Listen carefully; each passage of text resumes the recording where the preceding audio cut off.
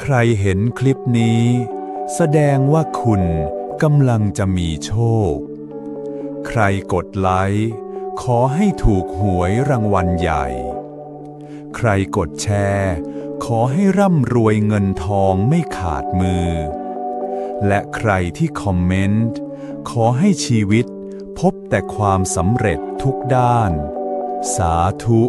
สาธุสาธุ